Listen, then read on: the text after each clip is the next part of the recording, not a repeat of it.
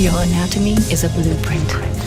You are an architect. Beneath your skin lie the plans for your fastest, strongest, most powerful self. If you can learn the structure of your skeleton, the makeup of your muscle, and the mechanics of movement, you can create your best possible body.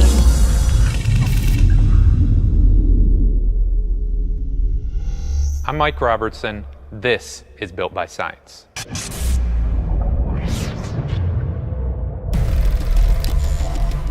When you first go in the gym, it's not uncommon to want to hit the big showy muscles on the front. You got your pecs, you got your arms, you got your abs. But when you really start to break your body down, you got two big halves. You got your lower half and your legs, and you got the upper half. But if you want to take it a step further, you got a front half and you got a back half. And everybody that's serious about their physique knows that building a big, wide, and thick back is going to distinguish them from other competitors as well as themselves. So if you're serious about back, that's what we're going to talk about here today. We're going to break this down into 4 different sections. First, we're going to cover the muscular anatomy and all those individual muscles that comprise your back. Second, we're going to talk about the skeletal anatomy, the bones and the joints that are involved in creating these movements. Third, we're going to talk about the actual motions that all of those individual muscles create. And last but not least, we're going to show you some key exercises to make sure you're getting the most out of your back training. There's no better way to understand the anatomy of a back than to look at a great physique. So today, we've got IFBB Physique Pro Craig Capurso to show us what a great back looks like and how to get the most out of your back training.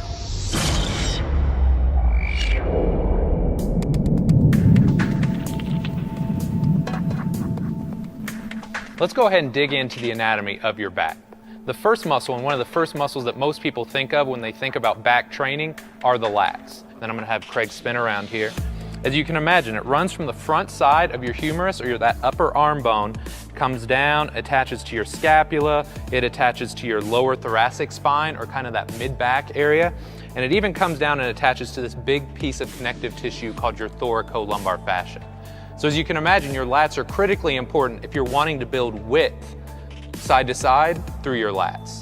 So that's the first muscle that we're going to talk about. Second, we're going to talk about the trapezius. Most people think of the trapezius and they think of the upper trapezius, the muscles that you get when you shrug. But there's actually 3 distinct subsections of your trapezius. You've got your upper traps that run from your skull and your cervical spine or your neck, and they come down and attach to your clavicles. Second, you have what's called your middle trapezius, and these run from about T1 or T4, so that upper middle back area, come across and attach directly to his scapula. Last but not least, you have what's called your lower trapezius fibers. So this runs from your lower middle back, or that lower thoracic spine, comes up and they also attach to your scapula. Last but not least, you have your rhomboids. And while most people think of the trapezius because they're superficial or they're on the outside of the body, the rhomboids are a deep muscle and they lie underneath your trapezius. They kind of run at an angle here from your thoracic spine down to your scapula. You're going to see it a lot when you row or do any kind of horizontal pulling type movement. So with your rhomboids, even though they're not superficial like the trapezius, you're still going to want to put a lot of emphasis on them because they're critical for front to back thickness. Now, keep in mind, we're talking a lot about the upper back muscles here. We know there's tons of muscles in the back. We've already broken up a lot of the lower back muscles in the core trainer. So if you haven't viewed that and you want to learn how to target this area more, make sure to review that video as well.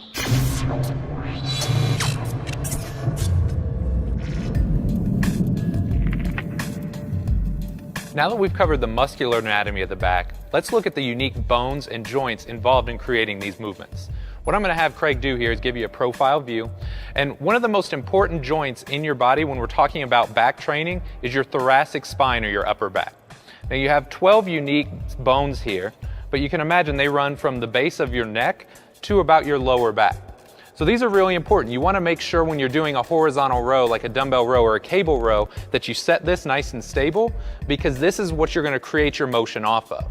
It's not so much the upper back that's moving, but your scapula or your shoulder blade. This is where the motion starts. So if you can imagine a little triangular bone here, your scapula sets the stage for your glenohumeral joint or your shoulder.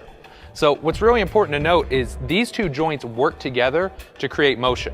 If you're doing a row, you're set out, When you're pulling back, you can see Craig is using his scapula to squeeze back, and he's using his upper arm as well. So they work in tangent to create this movement. Same thing, if he goes overhead, he's using not only his shoulder joint, but his scapula to squeeze down and really target the lats and the lower traps. So as you guys can imagine, if you want to get the most out of the gym, it's not these broken up herky-jerky movements, it's tying all these unique components together to build a really solid upper back.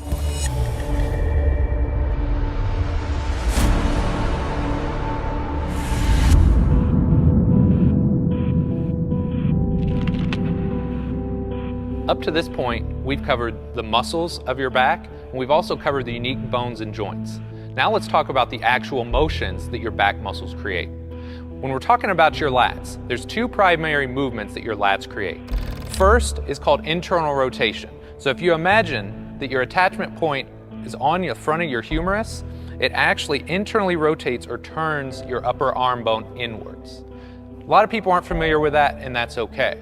What most people are familiar with is shoulder extension. So if Craig goes profile here and he reaches his arm up overhead, we're kind of going into shoulder flexion or reaching up, and then coming down from this position as you would in a lat pull down, a chin up, a pull up. That's going to create shoulder extension. So your lats are there to build thickness side to side through your back. So we got your lats. Now let's talk about the actual muscles on the back side of your upper body. So when you talk about your trapezius, remember we've got this kite here, right? Most people are familiar with your upper traps, and just like Craig's doing here, they're really important if you want to build that top upper trap portion of the traps. Second, you've got the middle trapezius and the rhomboids. So if you recall, they kind of go from the mid-back and they attach to your scapula. So they create what's called scapular retraction, or simply pulling your shoulder blades back together. Last but not least, you've got your lower traps, and if you recall, they kind of run at this angle right here. They're important for creating what's called scapular depression, or kind of sliding your scapula down on your rib cage. So two more things I want you guys to understand are what's called upward and downward rotation of your scapula or your shoulder blade. Now it's a really fancy term, but all it means is, can you get your arm up overhead safely and effectively? So as Craig reaches up, three muscles are working synergistically to create what's called upward rotation of his scapula. His upper traps, his lower traps, and his serratus. So again, it's kind of a geeky term, but it's there to help you guys understand. If you want to get overhead safely and effectively, you need these three muscle groups to be working synergistically to create that movement. Second, when you come back down, you also create what's called downward rotation of your scapula. And here you're using your rhomboids and a muscle we haven't talked too much about up to this point, but it's called your levator scapulae. And these two muscles work together to downwardly rotate the scapula. Last but not least, if you're like most people, when you started off in the gym, you probably spent a ton of time developing the front. Developing the back is not only a great way to build your physique, but it's going to keep your shoulders healthy for years to come. So make sure you're spending just as much time developing the muscles of your back as you are the front, and you're going to be safer and lifting heavier weights for an extended period of time.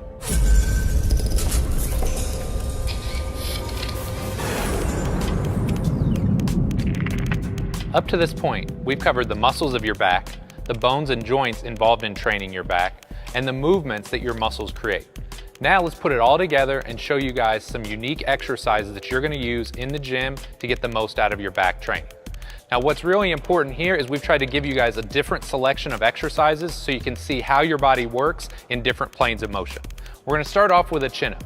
So Craig's going to grab the bar, and in this case, you can see he's really going to target the lats. Most people understand that this is predominantly a lat exercise.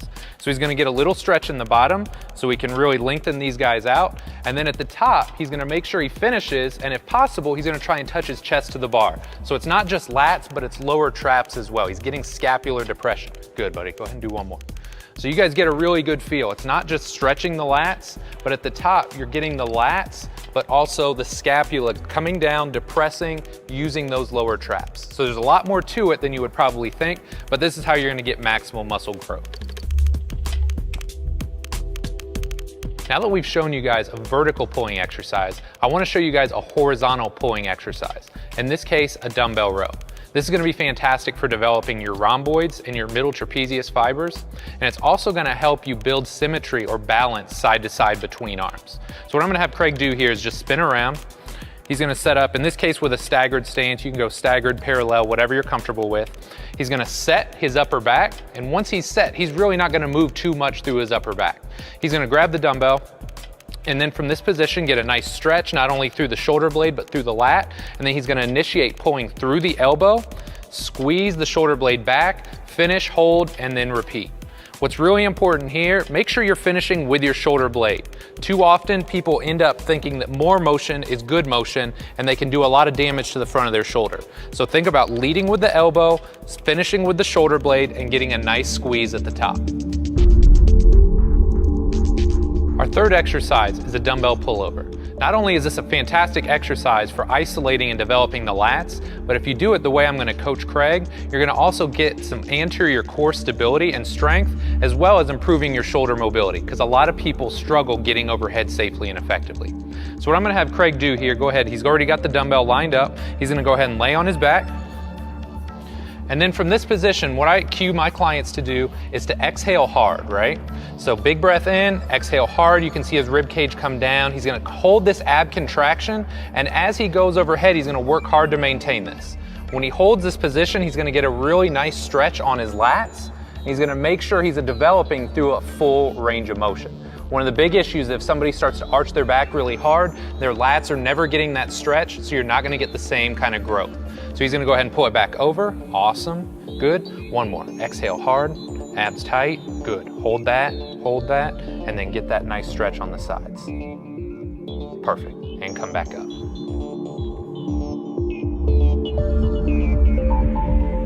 The final exercise we're going to show you guys here today is called a face pull. Now it's kind of a hybrid movement. It's not really a vertical pull, it's not really a horizontal pull, but that's nice because it gets us out of those standard planes of motion and just breaks up the training a little bit. So what I'm going to have Craig do here, he's going to go ahead and spin around, he's going to grab the rope handles, and it's really important, you want to do this with your thumbs up. You got a very small space here for your rotator cuff to breathe. And if your hands are facing down, that just kind of chokes out your rotator cuff. So you want to make sure you give it space. So if your thumbs are up, you got your shoulders in a really good position. It's just a really shoulder-friendly option.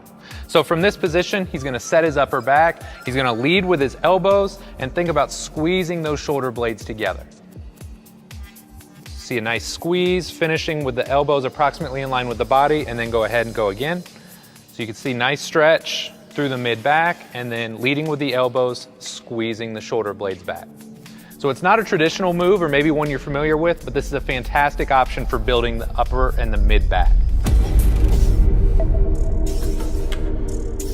After watching this video, you should have a PhD in muscle building. So I hope you guys are going to take this stuff that we've learned in the video and apply it to your training in the gym. With that being said, if I can take one thing or have you take one thing away from this video, it's that the back works as a seamless integrated unit. You got to have a nice stable thoracic spine, and then when you put your scapula, when you put your shoulder joint, when you create all that movement in one seamless fluid motion, that's when you're going to get the most out of your back training. Learn muscular anatomy, biomechanics, the skeletal system, muscle function, and the best exercises to build lean mass. Knowledge is power. Know yourself to build yourself. Build yourself with the best. Mind, muscle, masterpiece.